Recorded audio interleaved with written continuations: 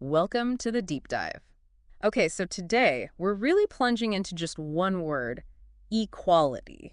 Yeah, and specifically how its meaning can get, well, pretty tangled, especially when it lands in one of the most heated debates going on right now. Exactly. You've probably seen this discussion bubbling up. There was that big letter signed by what, over 180 top company executives? That's the one. Oh. And, equality sound straightforward, right? Fairness, equal treatment, maybe opportunity. Mm-hmm.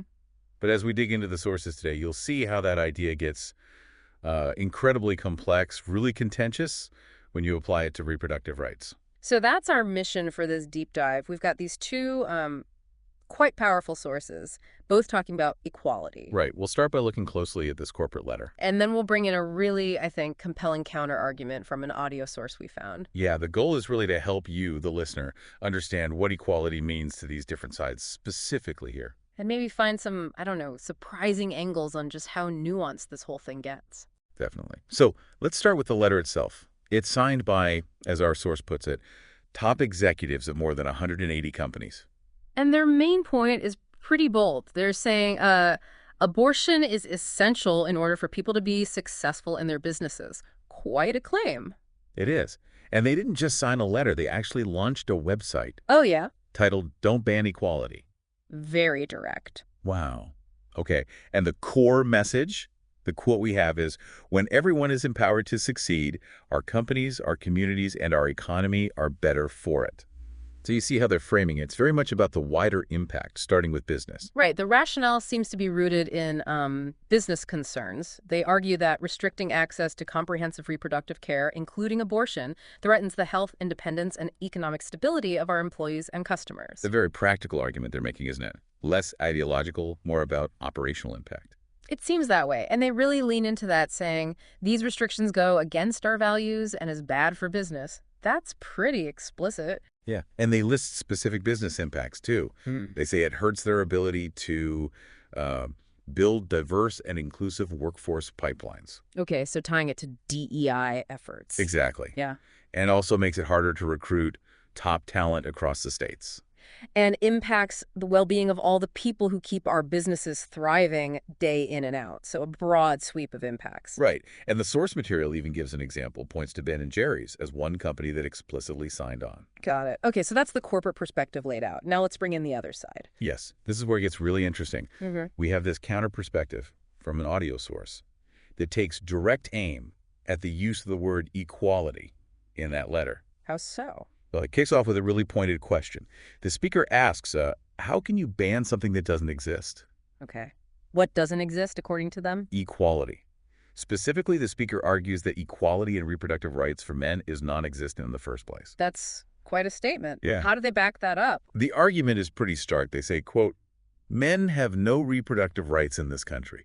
Zero. Zero. Wow. The point being made is that after sex, men essentially have no say if there's a baby involved. Okay, so the specific argument is that a man can be forced legally to become a father, whether he wants to be or not. Exactly.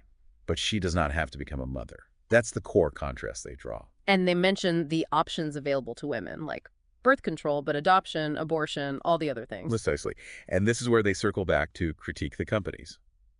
The speaker feels the company's concern for employees and customers really means just the females. Implying they don't care about the men in this equation. That's the implication drawn in the source, yes. Yes. That the companies aren't considering the men who might be, forced to become a father, have to pay child support, deal with the stress of it all. So when the companies talk about diverse and inclusive workforce pipelines or the well-being of all the people, This counter source argues that language is being applied very selectively, that it completely overlooks the male side of the reproductive equation in this context. highlighting what they term a great inequality between the sexes on this specific issue. Exactly. That's the absolute heart of their critique. They're sort of asking, if you care about all the people, why does your definition of equality and reproductive freedom seem to leave out or ignore the other half involved?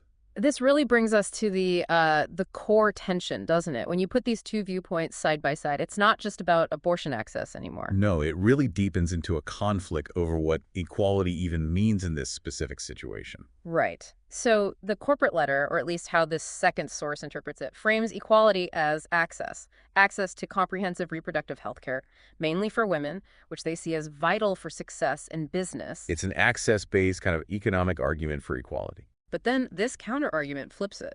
It says true equality can exist when, in their view, men lack fundamental control over becoming a parent and face automatic financial obligations. Yeah, that shifts the definition of equality towards legal control, responsibility, and, well, the perceived lack of choice for men regarding a shared biological event. It's fascinating how both sides are using the same word, equality, but their definitions seem worlds apart. It really is striking. It highlights maybe not just a difference of opinion, but a fundamental gap in how fairness itself is understood when it comes to reproduction. Makes you wonder if equality, applied here, is just inherently complex, maybe even contradictory depending on your starting point. Could be. It certainly pushes you to think about the full picture. Like the question raised implicitly by the counter-argument, can a policy truly be for everyone if its focus on rights primarily addresses one sex's experience of a shared outcome? That's a really critical point they're raising, a real sticking point in this debate. So just to sort of bring it all together, Right. we've looked at this core tension. On one side, the corporate call for equality, defined as access to reproductive care, primarily for women's success. And on the other, the critique from our audio source saying, hang on, this picture of equality seems to ignore the rights, or lack thereof, and the responsibilities placed on men. And really understanding these very different interpretations and the arguments behind them, that's key for you listening to navigate these kinds of complex social debates. Absolutely. It helps see beyond the surface level arguments. So maybe we can leave you with this thought to chew on. When we talk about being empowered to succeed, what does that truly encompass when reproduction, with all its rights and responsibilities, is involved? And perhaps how might our definitions of equality need to stretch or change to genuinely account for everyone impacted by these deeply personal yet profoundly shared life events?